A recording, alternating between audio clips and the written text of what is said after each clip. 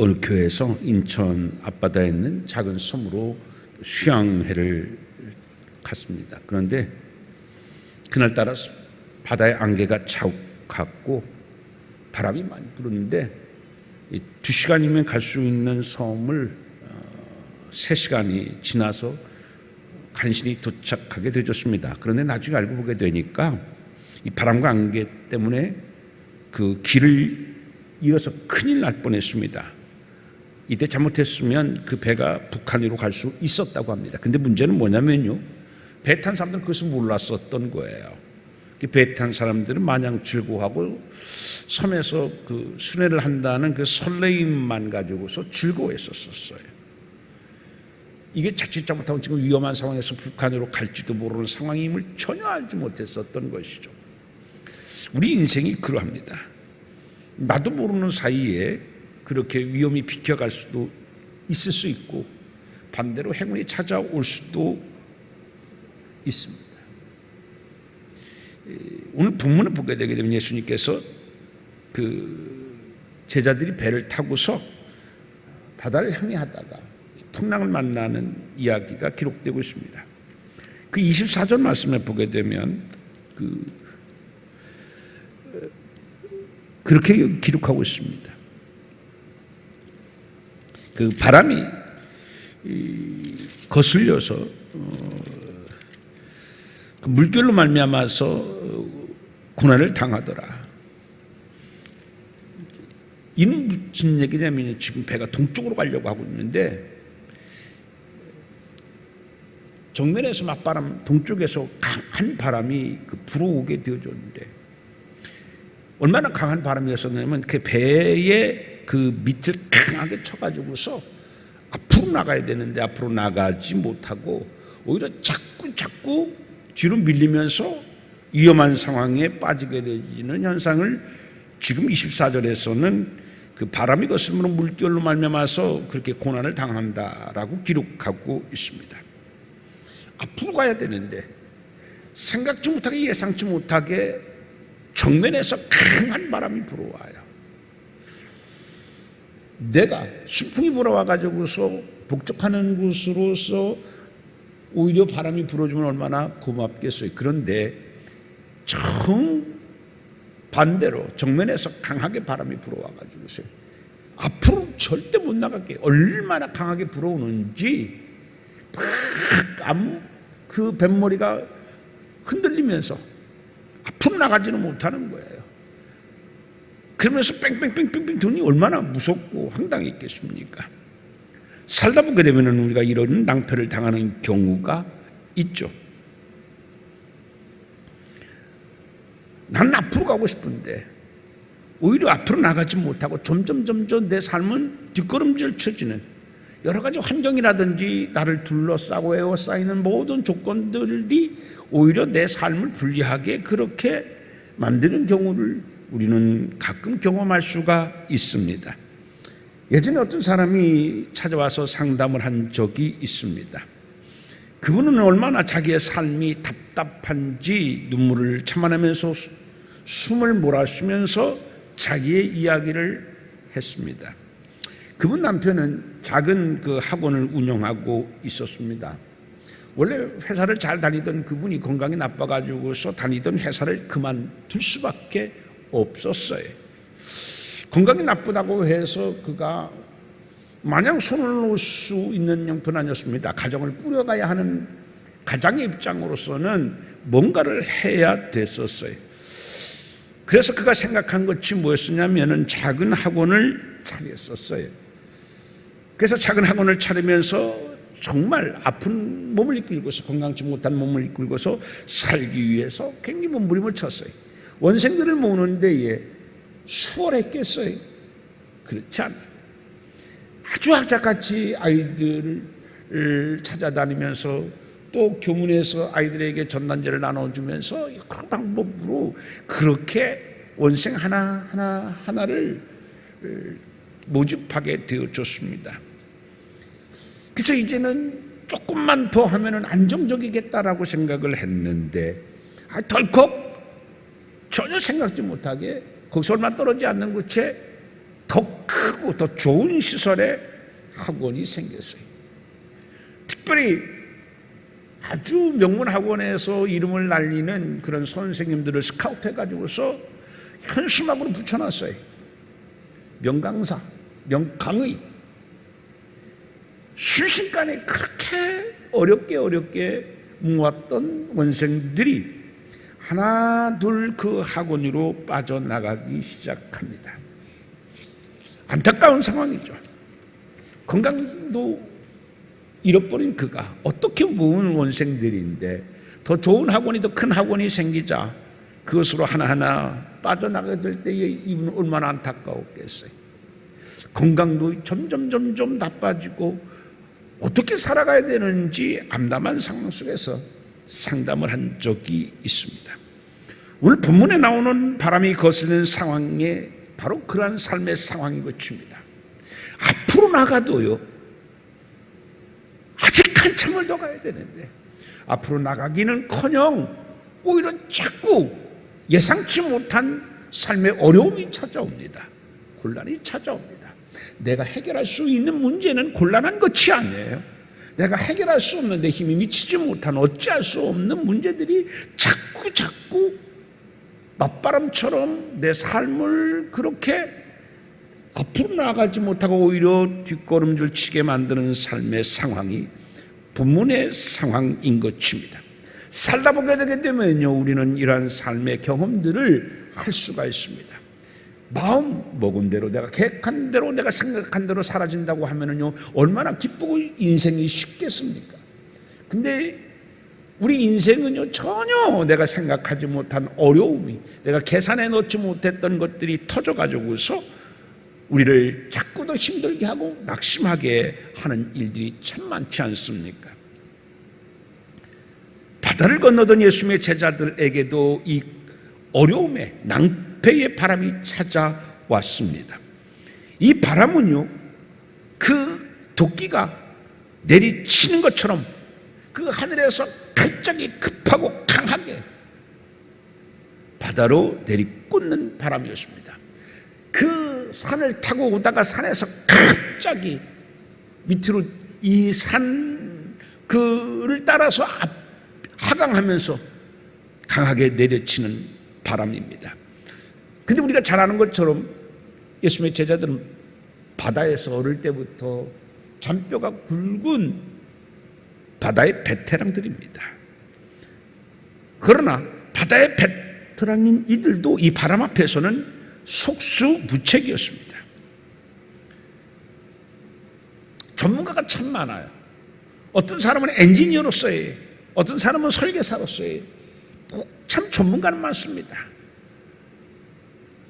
어떤 학문에 능통할 때 우리는 그걸 학자 그렇게 얘기합니다. 그러나 어떤 직종에 전문가는 있어도, 어떤 학문의 학자는 있어도 인생의 학자는 없습니다. 인생의 전문가는 없습니다. 오늘 예수님의 제자들이 그러해요.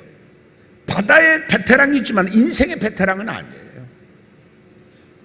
여러분, 우리가 60 먹고 70 먹는다고 해서 인생랑 베테랑이 되는 건 아니에요. 어떤 때 이게 어떻게 문제를 해결해야 되는 건지 우리는 늘 인생의 초보처럼 당황하고 어려움을 겪게 돼요. 10, 80, 10이라고 하는 법칙이 있어요. 그게 무슨 법칙이냐면요, 어려운 일을 만나잖아요. 그러면 10%의 사람만이 침착하고 냉정하게 잘 대처한대요. 10%에만. 80%의 사람들은요, 우왕좌왕하다. 이거 어떻게 되지? 자기의 삶의 한계를, 자기의 지혜의 한계를, 자기 힘의 한계를 느끼면서 우왕좌왕 어떡하지? 근데 10%의 사람들은 어떻게 하면 해결해 보려다가 오히려 상황을 악화시키고 가만히 있는 것보다 더 못한 상황으로 끌고 간대요. 결국은 90%의 사람들이 뭐예요? 해결하지 못하고 우왕좌왕하고 결국 그 문제에서 헤어나지 못하고서 곤란 어려움을 겪는다는 얘기예요. 10%의 사람만이 겨우 그 문제를 수습을 할 수 있다고 하는 이야기입니다. 근데 그 10%의 사람들은 늘 그렇게 해결하는 것은 아니죠. 어쩌다가 해결하는 것이죠. 그래서 인생의 전문가도, 인생의 베테랑도, 인생의 학자도 없는 것입니다. 오늘 예수님의 제자들이 우리에게 그것을 보여주고 있어요. 바다에서 태어나서 바다에서 자랐잖아요. 그런데도 그들은 이 풍랑 앞에서 그들은 속수무책일 수밖에 없습니다. 어떤 분이 자기의 남편 때문에 상담을 해온 적이 있었는데, 이 남편은요, 문제가 뭐냐면요, 가출을 자꾸 해요. 그러다가 다시 돌아오고, 그러다가 또 직업을 구해가지고서 일을 하다가 또 가출해서 그 직업마저도 놓고, 그러다가 나중에 또 한참 만에야 들어오고, 이게 반복되니까 그 가정이 사는 것이 얼마나 일정치 못하고 불안하겠습니까? 그래서 이 상담을 하러 온 적이 있었습니다. 그래서 제가 물어봤어요. 남편이 가출을 했다가 집에 돌아오게 되면 무슨 말을 해요? 라고 물어봤더니 고개를 푹 숙이고 미안하다고 하는 말만 반복하면서 한숨을 쉰대요. 그래서 저는 이 남편이 그 가출하는 이유를 알기 위해서 이것저것 여러 가지 질문을 했습니다. 그리고서 마침내 그 남편이 왜 가출하는지 그 이유를 알게 되어줬습니다. 그 남편은요, 외아들이었어요. 대학교를 나와서 기업에 취업을 꿈꿨어요. 외아들이기 때문에 얼마나 이 외아들 중심으로 이 부모님들이 온갖 사랑을 뒷바라지를 다 했겠어요. 부모의 기대를 한 몸에 바꿔서 그는 대학교를 다니면서 기업에 취업을 꿈꾸었는데, 그런데 그의 바람대로, 그의 꿈대로, 부모님들의 기대대로 그렇게 하지 못하고서 그는 우체국의 집배원으로 일하게 되어졌습니다.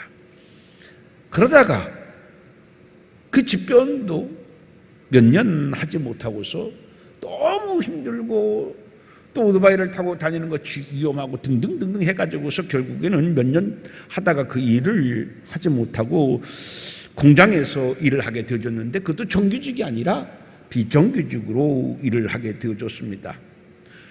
그러나 그 공장에서도 그는 결국은 버티지 못하고서, 오래 못하고서 그만두게 되어졌어요.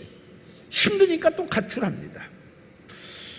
우체부 집배원을 그만뒀었을 때도 가출했었고, 그리고 와가지고서 겨우 공장에 비정규직으로 취업했었었는데 그것도 또 얼마 못해서 그만두고 가출하고, 그리고 또 집에 왔어.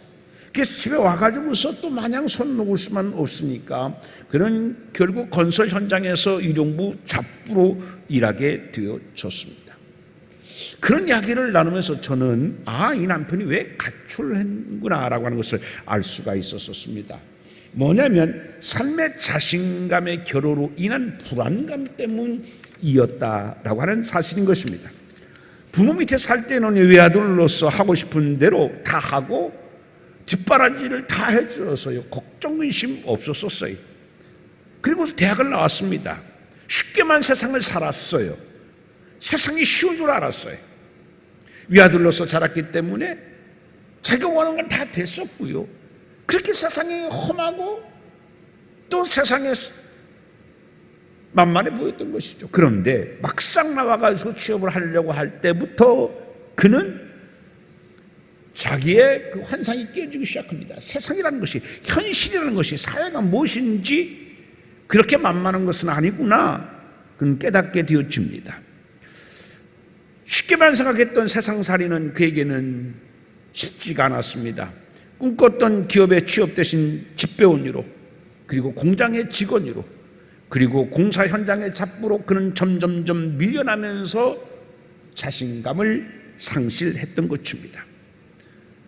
그리고 지금 다시 공장에 취직했다고 하지만 이 공장에서도 얼마나 버텨낼지 그런 늘 불안한 마음으로 살아가고, 그래서 늘 방황하는 모습을 볼 수 있었습니다. 어떻게 하면 좋을까요? 우리 남편을 어떻게 하면 좋을까요? 제가 그 부인한테 남편의 가출을 막을 수 있는 두 가지의 방법을 이야기해 준 적이 있습니다. 첫 번째는 뭐냐면요, 남편이 그 부인한테 이런 나약한 모습을 보이고 불안한 모습을 보일 때 어떡하라고, 당신 이러면 안 되잖아 라고 하면은 더 불안해지고 더 자신감을 상실해지고 삶의 무게를 더 느끼게 되고 그 사람은 더 방황하게 될 것이다. 전혀 그렇게 하지 말고 누님 같고 엄마 같은 든든한 후원자의 모습을, 여보 걱정하지 말아요, 오히려 든든한 모습을 보여줄 때 오히려 남편의 불안감은 해소가 되어질 것이다. 그래서 나는 약하지만 내 부인은 나보다 강하구나, 이런 사람이 내 아내구나 라고 생각해서 자신의 불안감은 줄어들게 되어지고 방황도 줄어들게 되고 가출도 줄어들게 될 것이다. 그렇게 얘기를 해줬습니다. 그래서 절대 나약한 모습 보이지 마라. 그리고 자꾸 당신 이러면 어떡해, 나하고 우리 애들은 어떻게 살아가, 이런 말 절대 하지 마라. 알겠다고 그 여자분이 다짐을 해요. 그 두 번째 제가 그 여자분한테 했던 말은 뭐냐면, 남편께 기도하는 모습을 많이 보여주라, 그렇게 권면해 주었습니다. 이 기도하는 모습을 볼 때 남편은 자신이 이게 책임져야 될 사람이 아니라 하나님이 대신 책임져 주시는구나. 아내가 지금 나를 믿고 나에게 기대고 의지하는 것이 아니라 하나님께 믿고 의지하고 하나님께 해결의 방법을 구하는구나.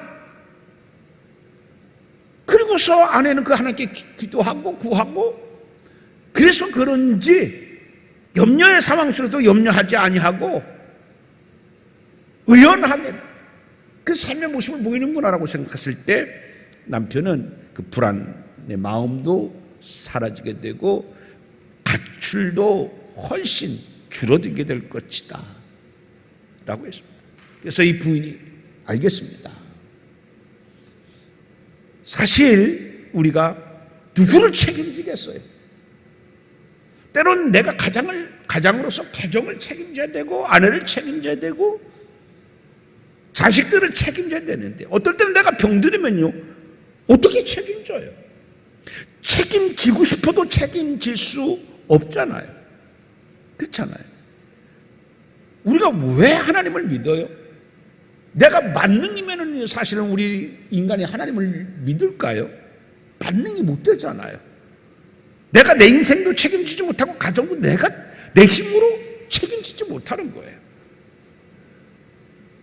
그럼 내가 책임지지 못해서 불안한가요? 아니에요. 왜 불안하지 않아요? 나는 책임지지 못하지만 누가 책임져 주셔요? 하나님이 책임져 주셔요. 그게 믿음이잖아요. 그래서 우리는 하나님을 바라보고 하나님께 기도하고 하나님을 의지하잖아요. 그래서 그 모습을, 그 신앙의 모습을 보여주고 의연해 주십시오. 그러면 하나님께서 우리 가정을 지켜주시고 책임져 주시는 것이 내가 아니구나라는 것을 남편은 깨닫고 알게 될 것이고 불안해서 벗어나게 될 거고, 그래서 이왕이면 그런 모습을 보여주면서 남편을 교회로 인도하시고 같이 기도한다고 하면 분명히 남편의 그러한 가출 불안의 삶은 종지부를 찍을 겁니다. 그런 얘기를 했어요. 나중에 들려온 이야기가 남편과 같이 교회를 다니고 기도함을 통하여서 남편이 그 불안에서 벗어나고 방황에서 벗어나고 가출하지 아니하고서 지금 다니는 공장에 잘 다니고 있다고 하는 이야기를 들었습니다. 여러분, 오늘 본문 30절 말씀을 보십시오. 오늘 본문 30절의 말씀을 제가 한번 읽어보겠습니다. 바람을 보고 무서워 빠져가는지라 소리질러 이르되 주여 나를 구원하소서 하니. 여러분, 여기 보게 되게 되면 바다에 베드로가 빠진 이유를 여기에 말씀하고 있습니다. 바다에 베드로가 빠진 이유가 뭡니까? 바람 때문에, 풍랑 때문에 빠진 게 아니다라고 성경은 말씀하고 있습니다. 뭐예요? 바람을 보고 무서워 빠진 직접적인 이유는 환경이 아니에요. 내 인생을 향해서 거슬러 오는 환경이 아니에요. 불리한 여건이 아니에요. 그것 때문에 빠진 게 아니에요. 뭐예요? 그걸 보고 두려워서, 무서워서 그것 때문에 빠지게 되어졌다. 여러분, 그 전에는요, 바람이 불어왔어도 빠지질 않았다, 그런 얘기예요. 바람이 불어왔어도 빠지지 않았는데 무서워할 때 그때 바다에 빠졌다. 성경은 정확하게 우리에게 말씀하고 있습니다. 아까도 말씀했습니다만 바람은 어떤 바람이었었느냐면 그 산을 타고 갑자기 위에서부터 아래로 토끼처럼 찍는 그런 바람이었었어요. 그런 바람이 있었을 때에도요, 그런 무서워하는 감정을 갖지 않았었을 때는 빠지지 않았지만, 그러나 그 바람을 보고 무서워할 때 빠졌다라는 이야기인 것입니다. 여러분 꼭 기억하십시오. 사실 우리의 삶을 낭패로 빠뜨리는 것은 내 삶을 정면으로 불어오는 어떠한 어려움의 바람이 아니라, 불리한 환경의 바람이 아니라, 그것을 보고 염려하고 겁나고 두려워하고 무서워하는 것이, 그게 사실 우리의 삶을 낭패로 이끄는 것이다라는 이야기입니다. 만약에 이 베드로가 무서워하지 아니하고 주님이 나와 함께 있음을 믿고 두려워하지 않았다고 하게 되면 바다에 빠지지 않았을 것이에요. 내 신앙의 나약함, 믿음의 적음이 바다에 베드로를 빠뜨렸다는 얘기입니다. 그래서 여러분 31절에 뭐라고 말씀하세요? 믿음이 작은 자여 왜 의심하였느냐? 여러분 두려움이 뭐라고요? 왜 두려웠다고요? 믿음이 작았기 때문에 두려웠다는 얘기입니다. 우리의 삶에는요, 크고 작은 바람들이 내가 원하는 방향으로 불어주지 아니하고 오히려 내 삶을 거스리고 고난에 빠뜨리고 내 앞으로 나가려고 하는데 자꾸 내 인생을 뒤로 물러가게 하고 순탄하게 앞으로 가고 싶은데 오히려 배를 그 위험에 빠뜨리는 그러한 바람이 불어올 때에도 우리에게 필요한 것은 뭐냐면 믿음. 어떤 믿음이요? 작은 믿음이 아니라 큰 믿음이 필요하다. 주께서 나와 함께 하시고 어떤 고난의 바람이 불어와도 주께서 함께 하시기 때문에 나는 안전할 것이다, 바다에 빠지지 않을 것이다 라고 하는 믿음이 있으면 빠지지 않는다는 얘기예요. 근데 베드로는 지금 어떻게 하고 있습니까? 무서웠어요. 걱정했어요. 여러분, 믿음의 반대말은 불신앙이 아니라 무서움, 의심, 두려움입니다. 어떤 고난의 바람, 내가 원하지 않는 그러한 불리한 바람이 불어올 때 여러분 염려가 아니라 두려움이 아니라 오히려 그럴수록 하나님을 바라보고 그럴수록 더욱더 하나님을 강하게 내모시고 기도하고 성령 충만하고 믿음 충만하여서 이 바람이 불어와도 주님은 내 삶을 지켜주실 것이라고 하는 믿음이 여러분들에게 있기를 주님의 이름으로 축원드립니다. 성경에 보게 되면요, 믿음이 작은 자여라고 예수님께서 책망하신 적이 얼마나 많습니까? 결국은 우리에게 내 능력이 적은 것이 문제가 아니에요. 뭐가 문제예요? 믿음이 적은 게 문제가 아니에요. 어떻게 하면 이 어려움을 내가 잘 풀어갈까? 내 지혜가 부족한 것이 아니에요. 믿음이 부족한 겁니다. 내가 불안한 것은 내 능력의 한계 때문에 불안한 것이 아니라 사실은요, 우리의 믿음이 없기 때문에 불안하고 두려워하고, 그래서 결국은 그 불안 때문에 두려움 때문에 바다에 빠지게 되어진다라고 하는 것이 오늘 성경 본문이 우리에게 말씀하고 있는 것입니다. 그런데 이 물에 빠지게 되자 베드로는 어떻게 했어요? 그래도 그는요, 뼛속까지 아직까지도요 신앙의 사람이었었어요. 소리를 질러 뭐라고 말씀합니까? 주여 나를 구원하소서. 주여 나를 구원하소서. 어프하고 이거 막 두려움에 빠져가지고 어떡하지? 라고 하지 않고 어떻게 했어요? 소리를 질러서 나를 구원하소서.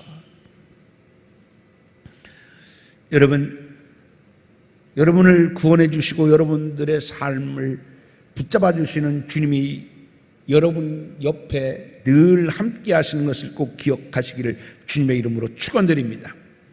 그렇게 베드로가 이야기할 때 어떻게 해서 예수님께서는 오늘 본문의 말씀에 보게 되게 되면은요, 31절에 예수께서 즉시 손을 내밀어, 즉시. 여러분, 이 타이밍, 이것은 우리에게 있지 않아요. 누구에게 있습니까? 주님께 있어요. 하나님께 있어요. 어느 때는요 늦을 수도 있어요. 어느 때는 빠를 수가 있어요. 그런데 즉시라고 하는 것은 뭐냐면 가장 우리가 때를 놓치지 않는 것입니다. 조금만 더 넣었다면요 정말 바다에 빠져서 헤어나올 수 없어요. 그걸 잘 아세요. 여러분, 고린도후서에 보게 되면요 바울이 그런 얘기를 했잖아요. 하나님께서는 우리에게 감당할 수 없는 시험을 주신다 안 주신다? 안 주셔요. 우리가 바다에 빠져도요 우리가 기도하고 하나님 하면은요 어떻게 해요? 그 문제에서 헤어나지 못하도록 우리를 방치하지 않으신 하나님, 빠지려고 하는 그 순간 어떻게 해요? 주께서 우리의 손을 붙잡아 주십니다. 여러분의 손을 붙잡아 주신 그 예수님, 그 예수님이 여러분과 오늘도 한 걸음 한 걸음 함께하고 있음을 꼭 기억하는 여러분 되어지기를 주님의 이름으로 축원을 드립니다. 거센 풍랑이 불어오고 자기가 그 풍랑에 의해서 이제 무서움을 느끼고 바다에 빠지려고 했었을 때 그가 눈 떠진 게 있어요. 뭐예요? 믿음의 눈이에요. 나에게는 누가 계시지? 주님이 계시지. 그래서 주여 나를 구원하소서, 나를 살려주소서. 그리고 주님을 바라봤습니다. 그의 시선이요 바람에서 그의 시선이 어디로 바뀌어졌어요? 주님에게로 바뀌어졌어요. 여러분, 오늘 여러분의 삶에 어떤 바람이 불어오십니까? 바람을 보지 마시고 누구를 바라봐야 돼요? 주님을 바라볼 수 있어요. 그게 믿음인 거예요. 나는 지금 어디를 바라보고 있는가? 나에게 닥쳐오고 있는 그 바람을 바라보고 있는가? 아니면 그 바람 속에서도 여전히 떠나지 아니하시고 나와 함께 하시는 그 주님을 바라보는 것인가? 그 상황 속에서도 바람이 아니라 주님을 바라볼 수 있는 베드로와 같은 여러분들이 되어지기를 주님의 이름으로 축원을 드립니다. 그때 즉시 베드로의 손을 붙잡아 주신 예수님께서 여러분의 손을 똑같이 그렇게 붙잡아 주실 것입니다. 오늘 우리가 인생을 살다 보게 되면 여러 가지 우리의 삶을 괴롭히고 어지럽히고 또 어렵게 만드는 바람들이 불어올 수 있습니다. 이 바람 저 바람, 예상치 못한 바람, 그런 많은 바람들이 우리에게 불어올 수도 있습니다. 그런데 오늘 본문에 보게 되면 예수님은 어디에 계셔요? 언제 오셨는지 모르게 예수님은 제자들에게 그 바다 한가운데도 찾아오셨다라는 이야기입니다. 무소부재의 주님, 이 상황 속에서도 바다 한복판에서도 예수님은 베드로에게 나타나셔서 도와주셨습니다.